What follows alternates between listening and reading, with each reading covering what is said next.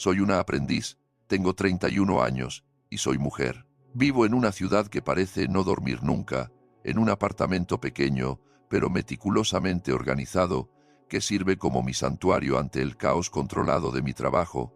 Como analista financiera, mis días se rigen por los números, los patrones y la implacable lógica del mercado. Es una vida construida sobre la precisión y la previsibilidad. Un mundo que construí para mí misma ladrillo a ladrillo. Sin embargo, durante la mayor parte de mi vida, me sentí como una variable en la ecuación de otra persona. Un número que siempre se redondeaba hacia abajo para dejar espacio a un cálculo más importante. Todo eso cambió en mi 30º cumpleaños, el día en que se suponía que tendría una fiesta sorpresa, pero terminé cenando una cena fría sola mientras mi familia celebraba en secreto a mi hermano. Un año después, vinieron a mí con sonrisas brillantes, pidiéndome que planeara la misma boda que había eclipsado mi hito personal, y les di una respuesta que nunca olvidarían. Antes de que se desarrolle esta historia, me encantaría conectar con vosotros. Por favor, dejadme saber en los comentarios desde dónde me leéis y qué hora es en vuestro rincón del mundo. Es asombroso ver hasta dónde pueden viajar estas historias. La semana previa a mi 30 cumpleaños estuvo llena de una anticipación eléctrica y latente. Cumplir 30 se sentía significativo, una línea tangible y real en la arena entre la exploración de mis 20 y el establecimiento de mis 30. No tenía miedo, estaba lista para recibirlo. Mi familia, al parecer, también estaba lista. Mi madre, Mercedes, había estado lanzando indirectas durante semanas, con la voz entrelazada con una emoción conspiradora que generalmente estaba reservada para mi hermano menor, Álvaro. «Ay, Valeria, solo espera», había dicho por teléfono, con la voz prácticamente vibrando. «Tenemos algo muy, muy especial planeado para tu gran día. Solo mantén libre la noche del sábado, completamente libre». Mi padre, Antonio, un hombre de pocas palabras pero igual devoción por mi hermano, se hizo eco del sentimiento con una risita cómplice. «Tu madre ha tirado la casa por la ventana. No sabrás ni qué te golpeó». Incluso Álvaro, que normalmente solo llamaba cuando necesitaba algo, envió un mensaje de texto poco común. «Escuché que mamá y papá están tramando algo para tu cumple. Prepárate. Va a ser grande». Me dejé llevar por la corriente. Por una vez, el foco de atención parecía girar en mi dirección. Al crecer, yo era la callada, irresponsable. Era la que sacaba buenas notas, seguía las reglas y nunca causaba problemas. Álvaro era el carismático y espontáneo. Él era el niño dorado, el sol alrededor del cual giraba el sistema solar de nuestra familia. Sus victorias eran triunfos domésticos. Sus contratiempos eran crisis familiares. Mis logros eran recibidos con un asentimiento agradable. Mis luchas, con una suave sugerencia de trabajar un poco más duro. Hacía mucho tiempo que había aceptado esta dinámica como una ley fundamental de la física de nuestra familia. Pero los 30 se sentían diferentes. Se sentía como una ocasión demasiado significativa para ser eclipsada. Imaginé lo que podrían haber planeado. Una fiesta sorpresa con mis pocos amigos cercanos del trabajo. Una escapada de fin de semana. Mi mente daba vueltas con posibilidades, cada una calentándome con una sensación de reconocimiento largamente atrasado. La instrucción final llegó de mi madre el viernes anterior. «Vale, cariño», dijo, con la voz en un susurro bajo y emocionado. «Este es el plan. Mañana por la noche, vístete bien. Y quiero decir bien, Valeria. Estate en el Mirador de Oro a las 21:30 en punto. La reserva está a mi nombre, Mercedes. Solo dales el nombre y te llevarán al salón privado. Todos estaremos allí esperándote». El Mirador de Oro. Se me cortó la respiración en la garganta. Era uno de los restaurantes más exclusivos y comentados de Madrid, famoso por su lista de espera de meses y sus impresionantes vistas desde la azotea. Era el tipo de lugar que veías en los blogs de estilo de vida, un lugar para grandes celebraciones. Esto era más grande de lo que pensaba. Mi corazón se hinchó con una felicidad genuina y pura. Realmente me veían, realmente estaban haciendo un esfuerzo. Ese sábado, pasé toda la tarde preparándome. Me peinaron profesionalmente en la peluquería. Derroché en un vestido nuevo, un diseño azul marino simple, pero elegante, que me hacía sentir poderosa y sofisticada. Me maquillé con cuidado, asegurándome de que cada detalle fuera perfecto. Al mirar mi reflejo antes de salir, no vi solo a una mujer que cumplía 30 años, sino a una mujer que finalmente estaba siendo celebrada por su familia de la manera que siempre había esperado en secreto. Llegué a El Mirador de Oro a las 21:25. Mi corazón latía con un ritmo nervioso y feliz contra mis costillas. El vestíbulo era aún más impresionante en persona. Todo madera oscura, iluminación dorada suave y conversaciones en voz baja que sonaban importantes. Me acerqué al mostrador de recepción, un monolito de mármol liso presidido por un hombre con un traje perfectamente cortado. «Buenas noches», dije, sintiendo mi sonrisa amplia y brillante. «Estoy aquí para la reserva de Mercedes. Debería ser para un salón privado». El anfitrión tocó su tableta, frunciendo ligeramente el ceño. «Mercedes», dijo. Tocó de nuevo. «Ah, sí, el Salón de las Estrellas. Es nuestra mejor vista». Me dirigió una sonrisa profesional y cortés. «Sin embargo, parece que es usted la primera en llegar. ¿Le gustaría que la acompañe al salón o preferiría esperar en el bar?» «Oh», dije ligeramente sorprendida. Esperaba que ya estuvieran allí, listos para gritar. «¡Sorpresa! Iré al salón». «Gracias». Me guió a través del bullicioso comedor principal hasta un pasillo tranquilo. Al final, había una pesada puerta de madera. La abrió para revelar un hermoso espacio íntimo. Una sola mesa grande estaba puesta para 5 con cubiertos relucientes y cristal resplandeciente.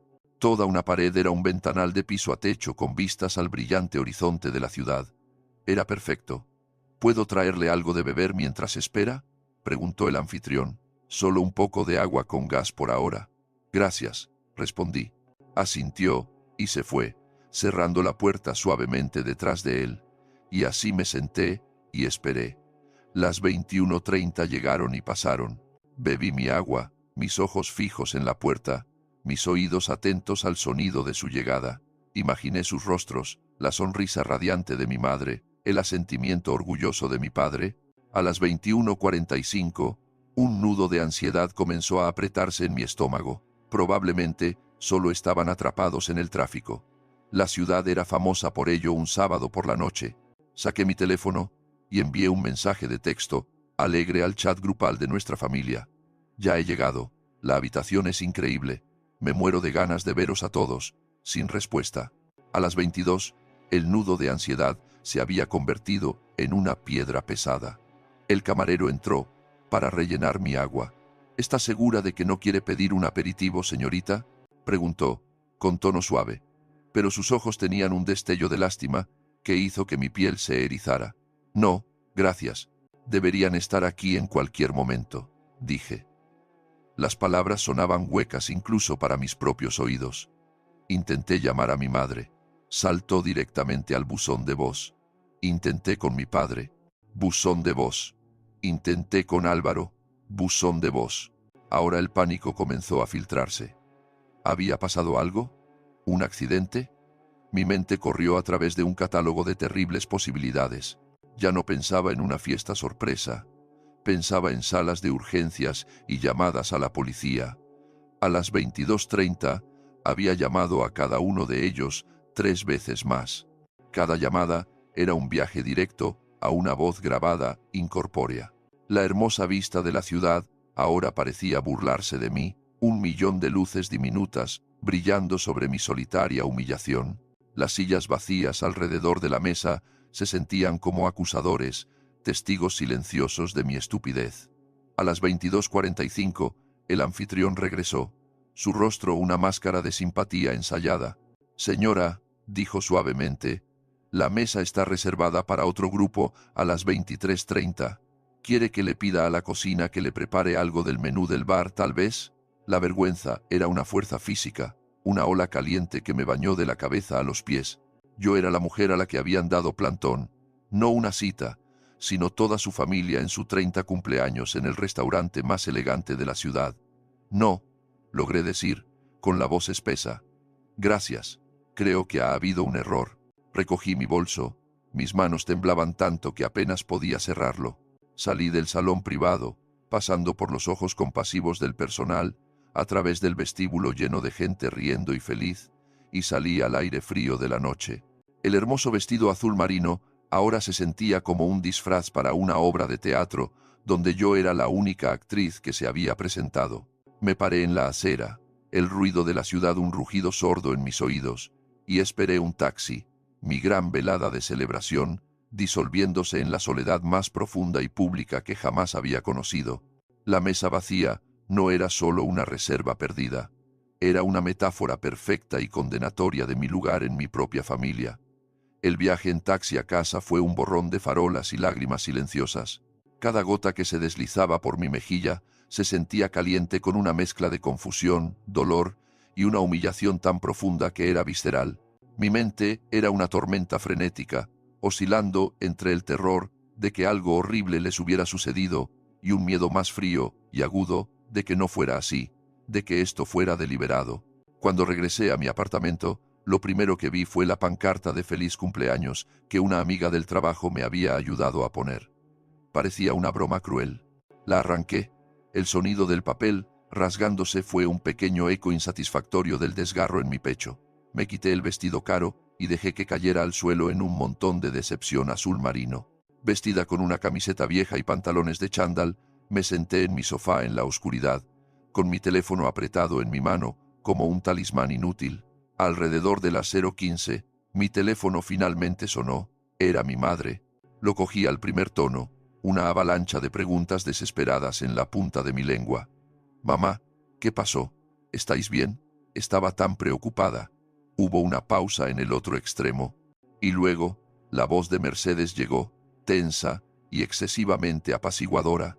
«Ay, Valeria, cariño, lo siento tanto, tanto por lo de esta noche. Nos sentimos fatal. Lo siento. ¿Qué pasó? ¿Hubo un accidente?» Presioné, mi voz elevándose con pánico residual. «No, no, nada de eso. Todos están bien», dijo rápidamente. «Es solo que surgió algo con Álvaro. Algo bastante importante». Esperé, el silencio extendiéndose. El alivio de que estuvieran a salvo fue reemplazado inmediatamente por una premonición escalofriante. «Surgió algo con Álvaro», repetí, mi voz plana. «¿Qué significa eso? ¿No podíais enviar un mensaje?» Llamé una docena de veces. Estuve sentada en ese restaurante durante más de una hora sola. Lo sé, y estoy enferma por ello», dijo, con la voz goteando una culpa teatral y ensayada. «Mi teléfono murió y tu padre dejó el suyo en el coche. Fue todo un torbellino. Las excusas eran tan endebles, tan transparentes, que eran insultantes. Álvaro tuvo un día muy duro en el trabajo. Una gran presentación no salió bien, y estaba tan deprimido, absolutamente fuera de sí. Sabíamos que teníamos que hacer algo para animarlo, para mostrarle nuestro apoyo. Apreté el teléfono con más fuerza, mis nudillos poniéndose blancos. «¿Así que qué? ¿Me dejasteis plantada en mi 30 cumpleaños para animar a Álvaro?» «Bueno, cuando lo dices así, suena horrible», dijo a la defensiva. «No fue así. Lo llevamos a una cena especial, solo para hablar las cosas y levantarle el ánimo. Fue una decisión de último minuto. Íbamos de camino a encontrarnos contigo, cuando llamó y sonaba tan roto. Valeria, como madre, tuve que tomar una decisión. Una cena especial». La frase flotó en el aire, ácida y afilada. Mi cena sorpresa de cumpleaños en el Mirador de Oro era desechable, pero el mal día de Álvaro requería una intervención especial inmediata que aparentemente involucraba a los tres, quedándose completamente incomunicados. «¿Así que tú, papá y Álvaro, fuisteis a cenar a otro lugar?», pregunté, mi voz peligrosamente tranquila. «¿Y me dejasteis sentada sola en un salón privado que reservasteis para mi cumpleaños? Íbamos a llamar al restaurante para cancelar, pero todo sucedió tan rápido», continuó ella. Las mentiras se acumulaban, cada una más torpe que la anterior. Antonio conducía, y yo intentaba calmar a Álvaro por teléfono, y simplemente se nos olvidó. Para cuando recordamos, ya era muy tarde, y supusimos que te habrías ido a casa. Supusieron que me habría ido a casa. El desprecio casual por mis sentimientos, por mi tiempo, por mi cumpleaños histórico fue impresionante. Yo no era una prioridad. Era una cita que podía cancelarse sin previo aviso. Pensé en todos los años que había reorganizado mi agenda, dejado fiestas temprano o cambiado planes para asistir a uno de los partidos de fútbol de Álvaro, o su graduación, o la celebración de su primer trabajo. Yo siempre había aparecido.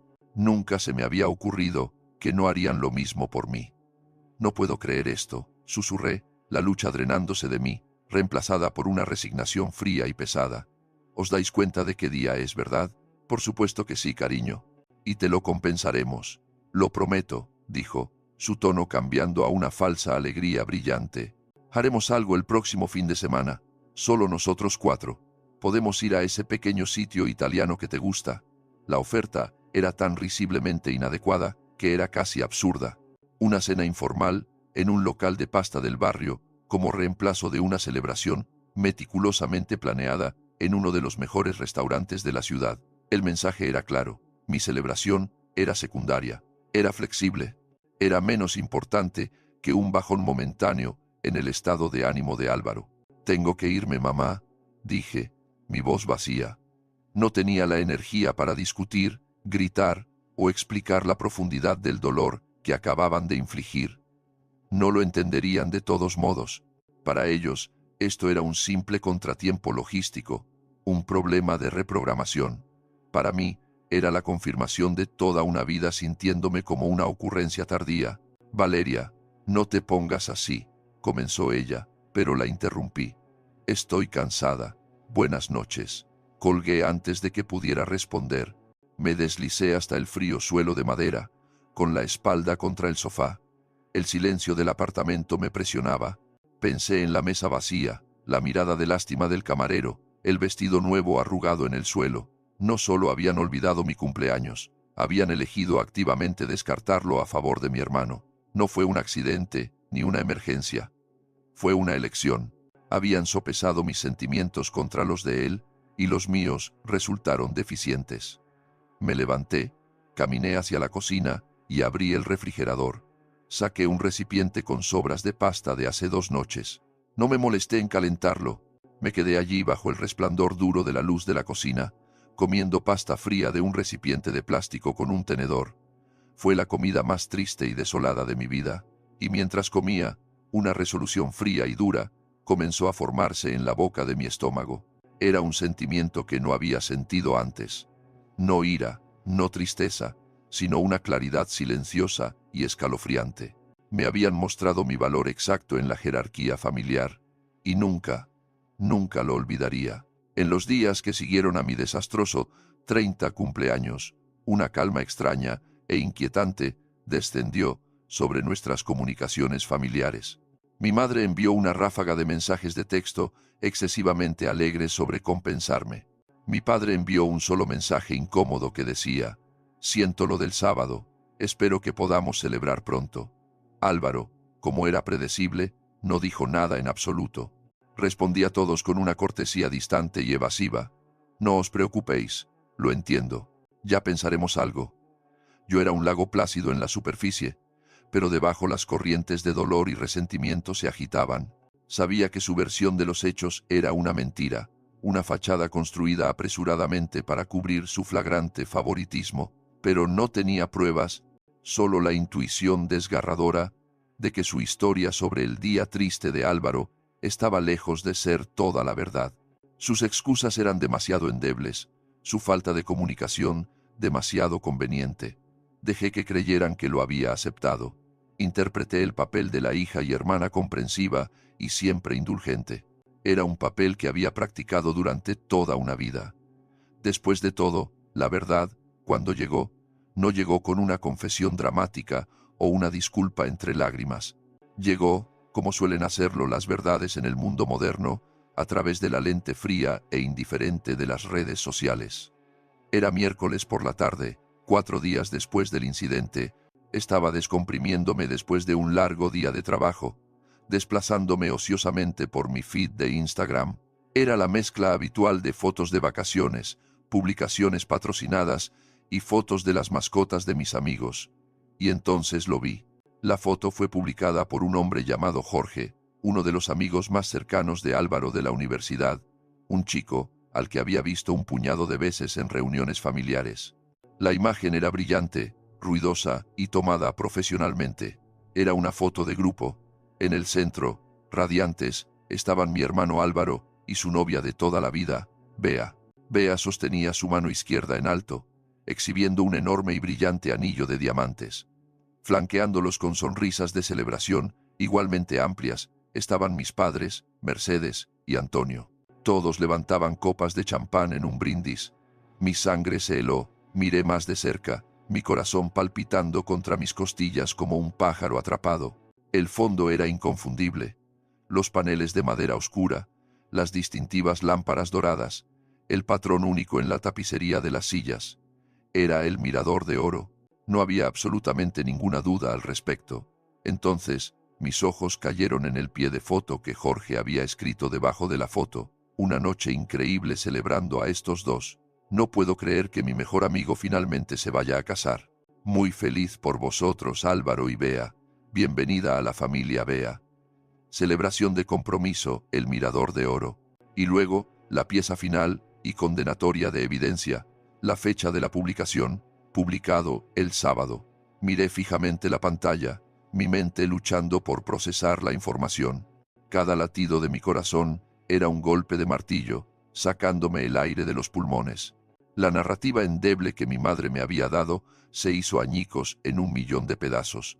No hubo mal día en el trabajo, no hubo crisis de último minuto, no había necesidad de animar a Álvaro. Fue una fiesta de compromiso planificada para Álvaro y Bea en el Mirador de Oro, en mi 30 cumpleaños. Las piezas encajaron en su lugar con una claridad horrible. No habían cancelado mi cena de cumpleaños por Álvaro, habían reservado su fiesta de compromiso en mi cumpleaños. La reserva a la que me enviaron ni siquiera era para mí, probablemente era un señuelo. O tal vez habían reservado 2 salones, esperando que yo me sentara tranquilamente en uno, mientras la verdadera celebración ocurría en otro.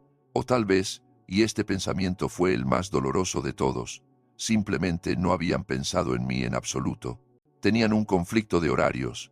La única fecha en que el restaurante estaba disponible para el gran momento de su precioso hijo chocaba con el cumpleaños histórico de su hija, y tomaron su decisión. Lo eligieron a él, me mintieron a la cara, inventando una historia patética para cubrir sus huellas, seguros de que la buena y confiable Valeria simplemente lo aceptaría y seguiría adelante. Hice zoom en la foto, mi cerebro de analista poniéndose a toda marcha, empujando más allá de la marea de emociones. Examiné sus rostros. Mi madre, Mercedes, parecía extasiada, con el brazo envuelto con orgullo alrededor de Bea. Mi padre, Antonio, estaba un poco detrás de Álvaro, con la mano en el hombro de su hijo, una mirada de puro orgullo paternal en su rostro. Y Álvaro parecía triunfante. No había ni rastro de un mal día en su cara engreída y sonriente. Todos estaban vestidos de etiqueta. Mi padre con traje, mi madre con un vestido de cóctel brillante, Álvaro con una americana impecable. Esto no fue un asunto de último minuto. Este fue un evento planificado, costoso y trascendental. Una ola de náuseas me invadió. Pensé en mí misma sentada sola en ese salón silencioso, vestida con mi vestido especial, con el estómago retorcido de preocupación por ellos. Pensé en la lástima en los ojos del camarero. Pensé en mí comiendo sobras frías en mi cocina oscura, aceptando las mentiras patéticas de mi madre, porque en algún nivel todavía quería creer que les importaba. El descuido fue lo que más me impactó.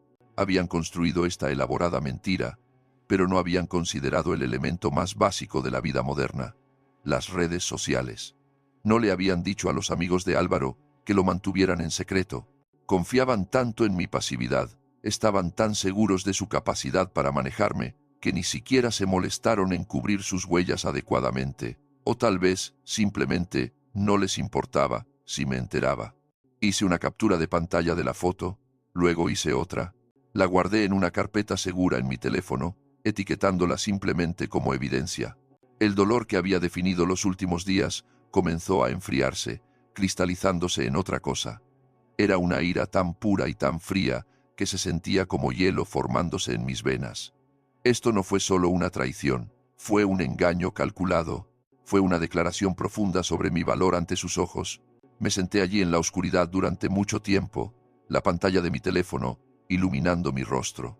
La única foto descuidada me había dado lo único que nunca pretendieron que tuviera, la verdad. Y con la verdad vino una nueva e inquietante sensación de poder. Pensaban que yo era la variable tranquila y dócil en su ecuación familiar. No tenían idea de que estaba a punto de despejar la X. El descubrimiento de la fotografía fue un catalizador. El dolor, que había sido una herida abierta y cruda, comenzó a cicatrizar, reemplazado por una resolución fría y metódica. Mi formación como analista financiera tomó el control. Trataba con datos, con hechos verificables, descubriendo la verdad oculta bajo capas de información engañosa. Iba a aplicar ese mismo conjunto de habilidades a mi propia familia. No iba a tener un estallido emocional, no iba a confrontarlos con lágrimas y acusaciones. Eso es lo que esperarían. Eso es lo que podrían manejar, descartar y manipular. No, iba a lanzar una investigación silenciosa y privada.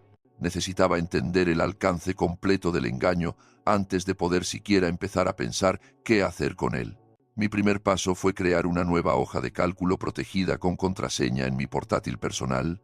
La titulé Proyecto Ruiseñor, un guiño a Florence Nightingale, pero también porque un ruiseñor canta en la oscuridad. Las columnas eran simples: fecha, evento, participantes, evidencia, notas. La primera entrada fue para la noche de mi cumpleaños, detallando mi experiencia, la llamada telefónica de mi madre, sus mentiras exactas y la captura de pantalla de la publicación de Instagram de Jorge como pieza principal de evidencia. Empecé a indagar.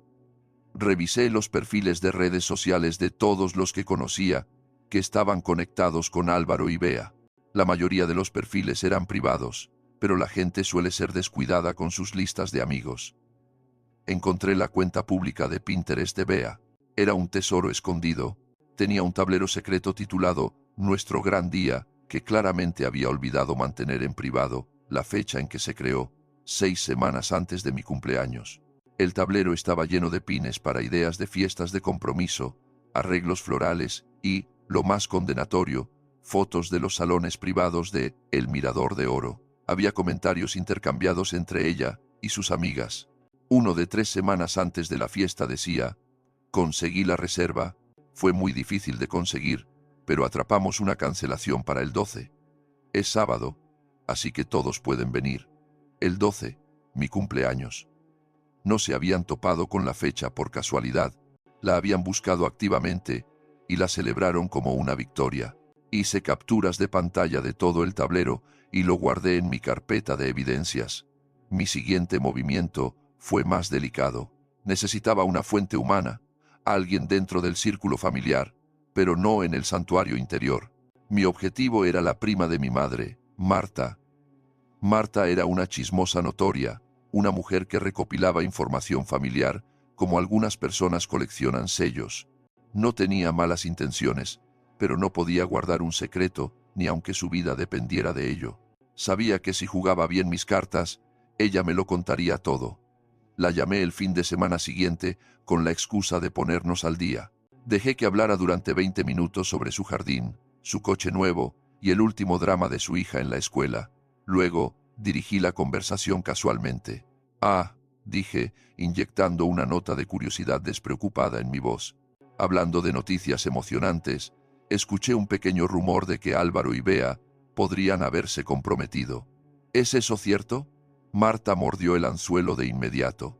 Ay, cariño, no lo sabías, dijo, bajando la voz en tono de conspiración. Mercedes juró a todos guardar el secreto. Quería que fuera un gran anuncio sorpresa más tarde. Pero sí, él se lo propuso hace unas semanas y tuvieron la fiesta más hermosa el sábado pasado, en ese lugar elegante, el Mirador de Oro.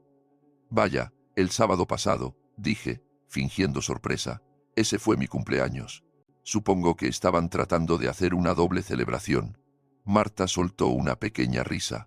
Ay, no, cariño, no lo creo. Mercedes estaba hecha un lío con eso. Hablé con ella la semana anterior. Aparentemente, el único día que podían conseguir el restaurante para la fiesta era en tu cumpleaños. Se estaba quejando de la desafortunada coincidencia. Dijo que le preocupaba que fueras un poco sensible al respecto, pero que eras tan práctica. Estaba segura de que entenderías que algunas cosas, como una fiesta de compromiso perfecta para su único hijo, simplemente tenían que tener prioridad. ¿Prioridad? La palabra me golpeó como un golpe físico. De hecho, había dicho que no era un error o un descuido. Era una jerarquía de importancia consciente y deliberada. Dijo que iba a organizar una cena tranquila y agradable para ti, otra noche, para compensarlo. Marta continuó, ajena a la devastación emocional que estaba entregando. ¿Hizo eso? Esperaba que no conectaras los puntos entre su cena y la tuya cancelada. Ah, sí, dije, mi voz milagrosamente firme. Mencionó algo sobre eso, así que toda la familia sabía sobre la fiesta de compromiso. Ah, absolutamente. Antonio estaba tan orgulloso que se lo contaba a todos en el club de golf. Tuvieron a un joyero amigo de un amigo para conseguir un descuento en ese anillo para Álvaro. Ha estado en proceso durante meses. Marta parloteaba. Querían que fuera perfecto. Un verdadero comienzo de cuento de hadas para ellos. Un comienzo de cuento de hadas, para ellos construido sobre una base de mentiras hacia mí. Agradecí a Marta por la llamada, prometiendo hablar de nuevo pronto, y colgué, mi mano temblando. Me senté en silencio, sus palabras resonando en mis oídos.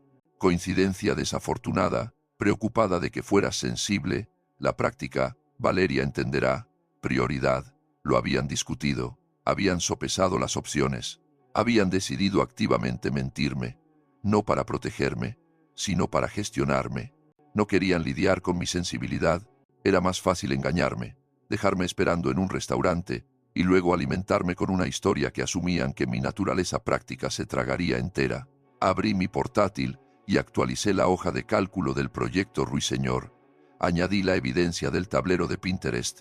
Documenté toda la conversación con Marta, citándola textualmente. La línea de tiempo ahora era cristalina. La propuesta ocurrió hace casi 2 meses. El anillo fue comprado. La fiesta fue planeada durante semanas. El conflicto de fechas fue identificado y discutido. Se tomó la decisión de priorizar la fiesta y engañarme. La investigación estaba completa. Tenía todos los hechos, todos los puntos de datos. Tenía una imagen completa e innegable de la traición. La furia silenciosa que había estado hirviendo dentro de mí, ahora ardía con una llama blanca y constante. No solo me habían olvidado, me habían borrado de mi propio hito para celebrar mejor el de mi hermano.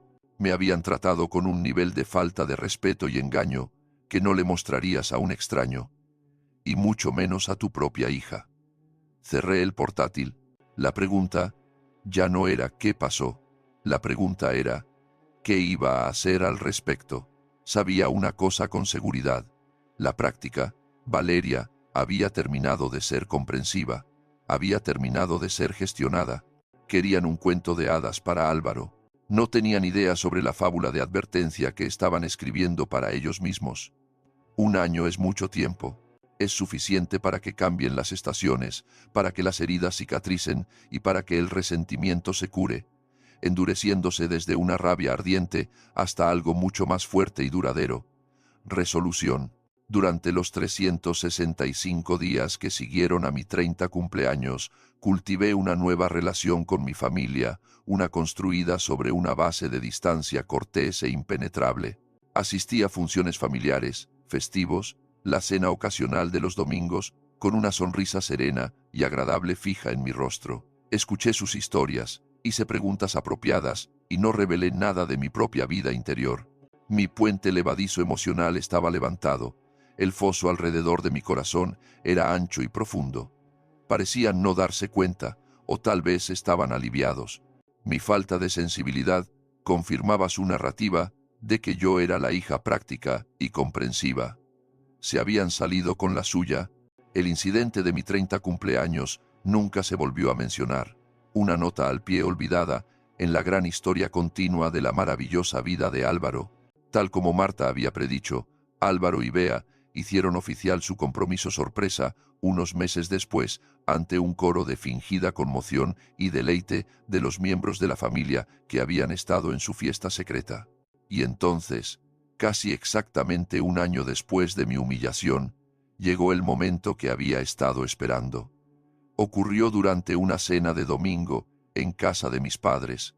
Después de retirar los platos, Mercedes se volvió hacia mí, con el rostro brillando con una emoción casi maníaca.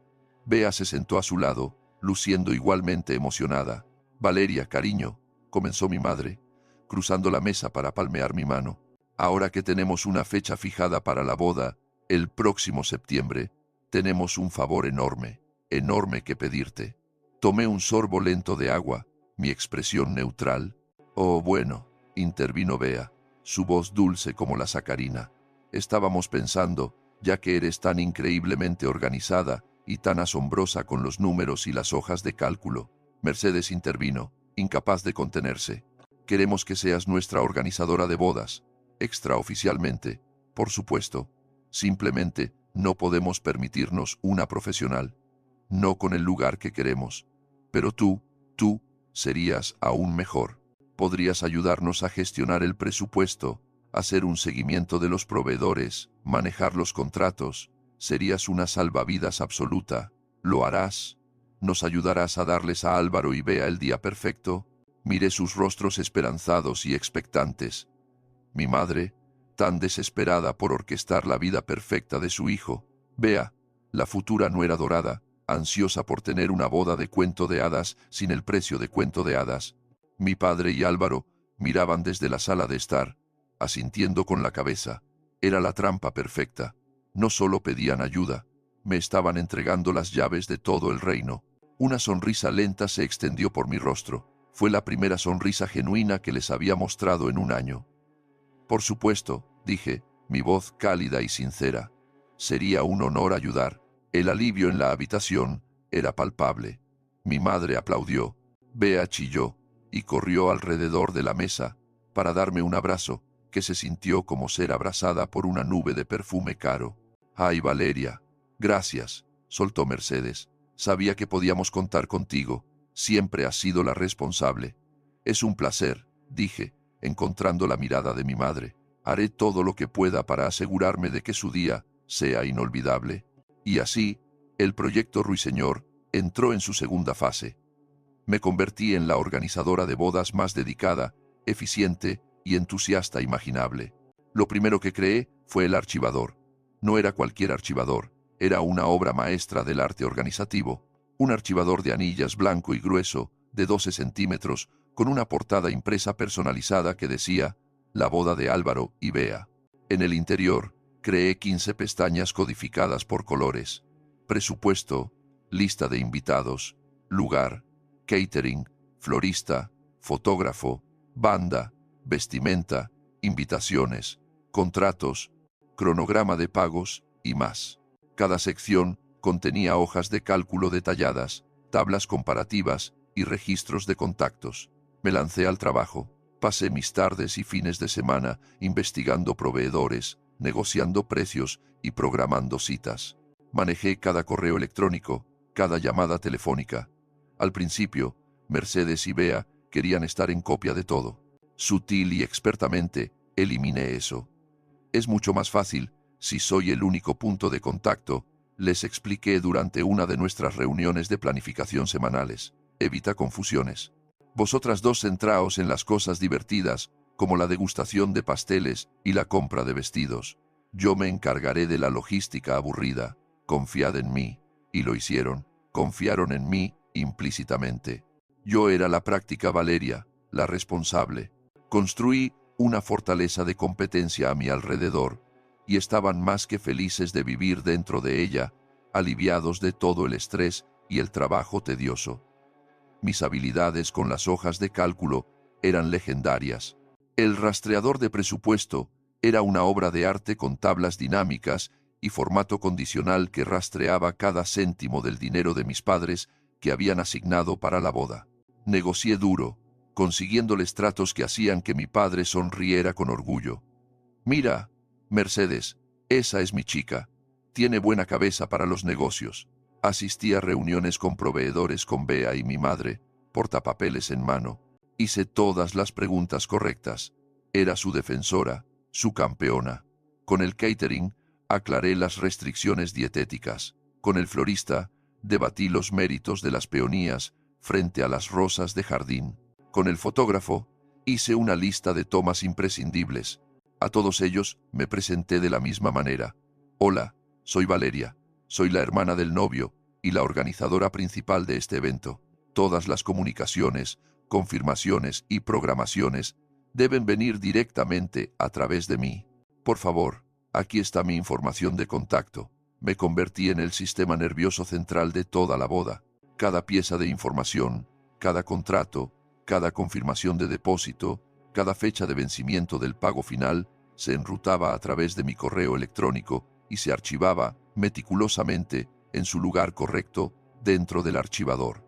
Las copias originales de cada contrato firmado iban a una bolsa especial con cremallera en la parte delantera del archivador. No hice copias digitales para ellos. El archivador era la única y maestra fuente de la verdad. Durante 10 meses, interpreté mi papel a la perfección. Absorbí su estrés. Resolví sus problemas. Gestioné sus expectativas. Escuché las ansiedades de Bea sobre el plano de los asientos y las interminables dudas de Mercedes sobre el color de las servilletas. Fui paciente. Fui amable. Fui indispensable. A medida que se acercaba el día de la boda, sus elogios se volvieron cada vez más efusivos. Valeria, no sé cómo habríamos hecho esto sin ti, decía Bea, con los ojos muy abiertos de gratitud. Has sido una roca, una santa absoluta, añadía mi madre, palmeándome el brazo. Cuando todo esto termine, tendremos una cena especial para agradecerte, solo para ti. La ironía era tan espesa que podría haberme atragantado con ella. Llegó la semana de la boda. Los invitados de fuera de la ciudad estaban volando. Los preparativos finales estaban en marcha. Hice una última ronda de llamadas a cada proveedor. El lugar, el catering, la banda, el florista, el fotógrafo, el oficiante, para confirmar los horarios de llegada y los detalles finales. Todo era perfecto. El escenario estaba listo. El archivador, ahora hinchado a su máxima capacidad, estaba en mi escritorio como una bomba de relojería. El día antes de la boda fue un torbellino de caos manufacturado. La casa de mis padres era el centro neurálgico para los parientes que llegaban. Mi madre revoloteaba, una bola de energía nerviosa, mientras Bea estaba en una prueba final de vestido. Me llamaron 3 veces antes del mediodía, cada llamada una consulta frenética sobre algún detalle menor. Valeria, ¿confirmaste el horario del autobús para los invitados del hotel?, preguntó mi madre sin aliento. Sí, mamá, está confirmado. Pestaña 11, en el archivador, respondí con calma. Valeria, ¿sabe el catering sobre la alergia al gluten de la tía Carol?, envió Bea por mensaje. Sí, Bea, fue lo primero que confirmé con ellos hace meses. Está anotado en el contrato de catering. Pestaña 4. Les respondí. Cada pregunta era un leño fresco en el fuego de mi resolución. Eran completa y totalmente dependientes de mí, y aún más del sistema que había creado. No sabían el número de teléfono directo de un solo proveedor, ni los detalles específicos de un solo contrato. Todo lo que sabían era que Valeria lo manejó y está en el archivador. Esa tarde, les dije que tenía un último gran recado que hacer para asegurarme de que todo fuera perfecto para el día siguiente. Voy a hacer una entrega final en el lugar, solo para asegurarme de que las tarjetas del lugar y el libro de visitas estén configurados exactamente como queréis. Mentí. Me bañaron en agradecimientos y me dijeron de nuevo que era una salvavidas. Fui a casa. En mi escritorio estaba el archivador, un monolito blanco prístino que contenía el ADN de una boda de 100.000 euros. A su lado había una caja de envío urgente prepagada y resistente. Y junto a eso había una pequeña y elegante caja de regalo. Con precisión metódica, coloqué el archivador dentro de la caja de envío. Lo sellé con cinta adhesiva de alta resistencia, presionando los bordes para asegurarme de que fuera seguro. Ya había impreso la etiqueta de envío. El destino no era el lugar de la boda. Era un apartado de correos que había alquilado bajo un seudónimo hace 6 meses en una ciudad a 5 provincias de distancia. Luego dirigí mi atención a la pequeña caja de regalo. Dentro, coloqué una sola tarjeta plastificada. En un lado de la tarjeta Había impreso una copia brillante de alta calidad de la fotografía del feed de Instagram de Jorge, la de mi familia, celebrando el compromiso de Álvaro y Bea en el Mirador de Oro en mi 30 cumpleaños. Sus rostros sonrientes, sus copas de champán, el anillo de Bea, todo estaba allí en un color vívido y condenatorio. En el otro lado de la tarjeta, saqué un marcador permanente, negro de punta fina.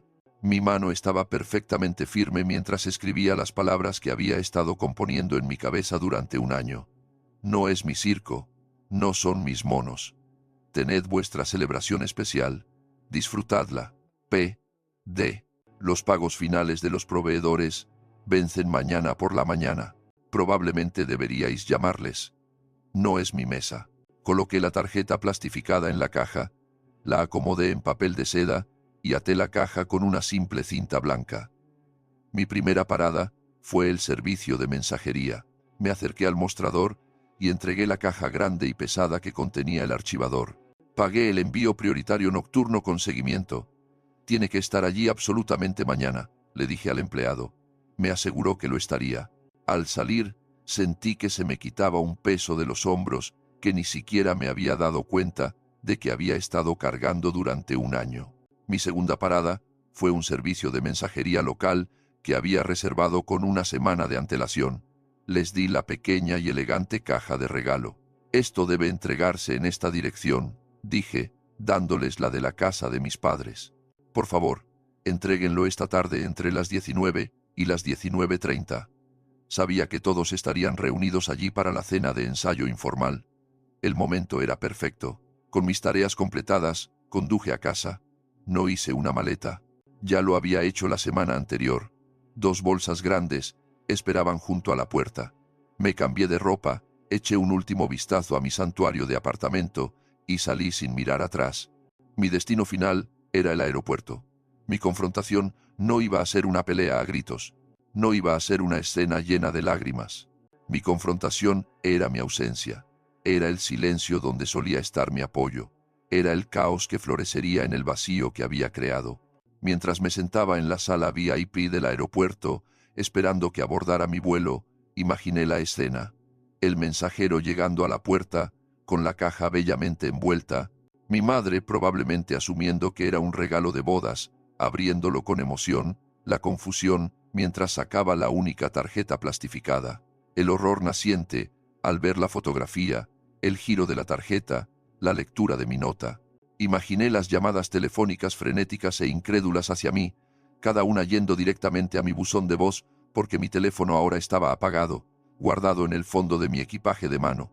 Imagino el pánico instalándose al darse cuenta de que el archivador, su Biblia de bodas, el cerebro de toda la operación, había desaparecido. Los imaginé luchando tratando de recordar el nombre del catering, el fotógrafo, la banda.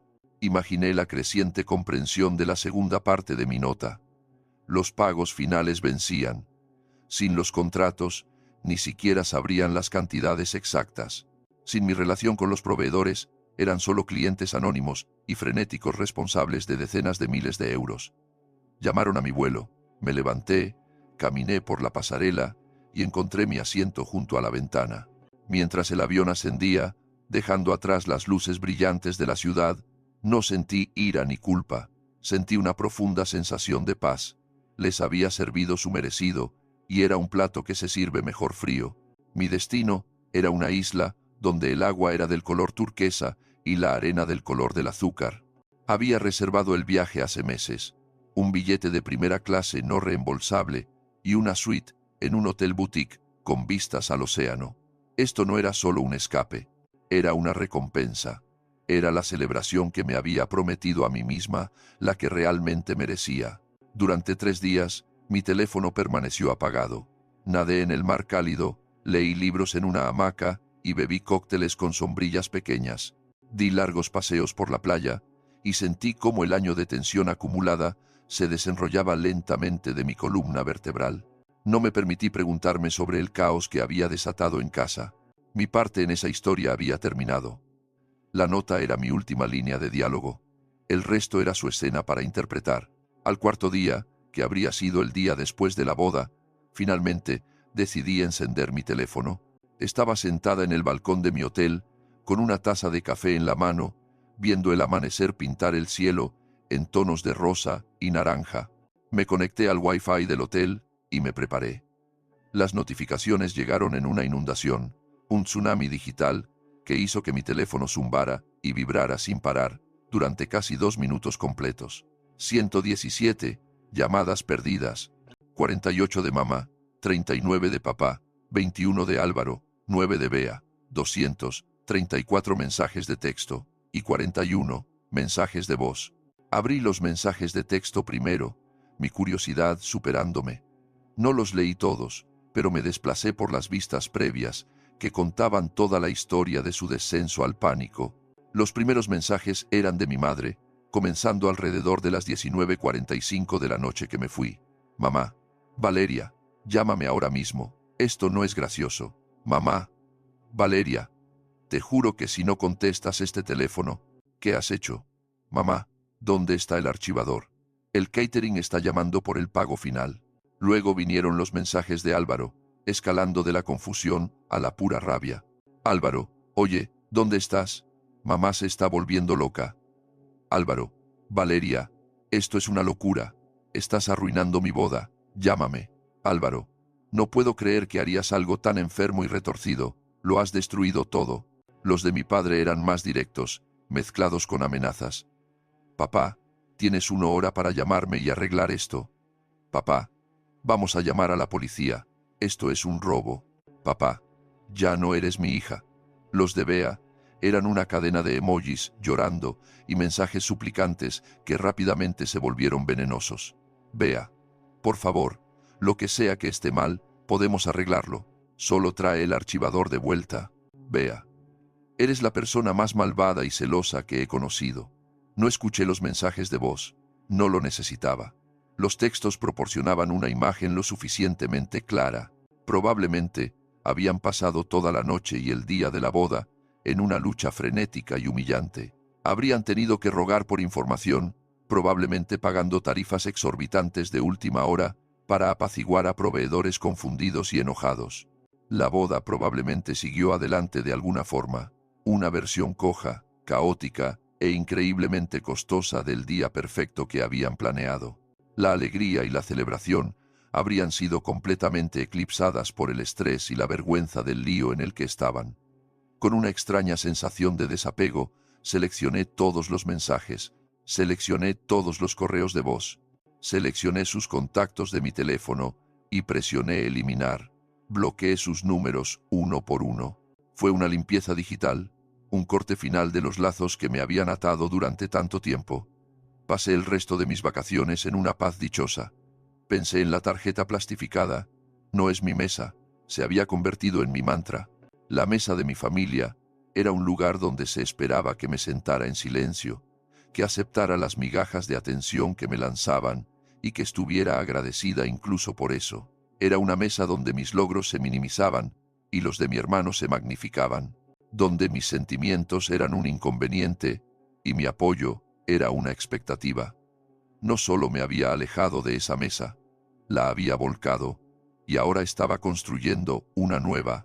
Mi nueva mesa estaba aquí, en este balcón, con vistas al océano. Estaba en mi apartamento en casa, un lugar de paz y orden que yo había creado. Estaba con mi pequeño círculo de amigos leales que celebraron mi cumpleaños con una cena sencilla y sincera la semana después del desastre. El tipo de celebración que te llenaba de calidez, no de vergüenza. Cuando regresé a casa, me sentí como una persona diferente, más ligera, más libre. No hubo carta de un abogado, ni policía en mi puerta. Sabían que no tenían base legal sobre la cual apoyarse. No había robado su dinero. Lo había gestionado meticulosamente. No había roto ningún contrato.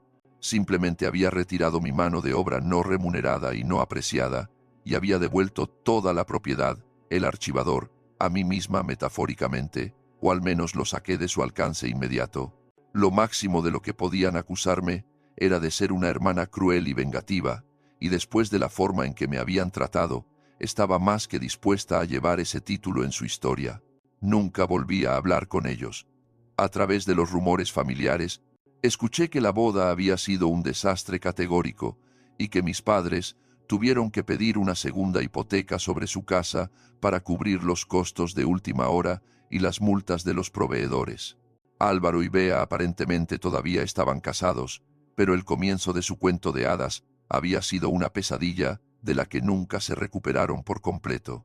A veces me pregunto si alguna vez entendieron por qué lo hice, si alguna vez conectaron su acto casual y cruel de borrarme en mi 30 cumpleaños con la venganza fría y calculada que siguió. Lo dudo. Las personas como ellos rara vez ven su propio reflejo con claridad,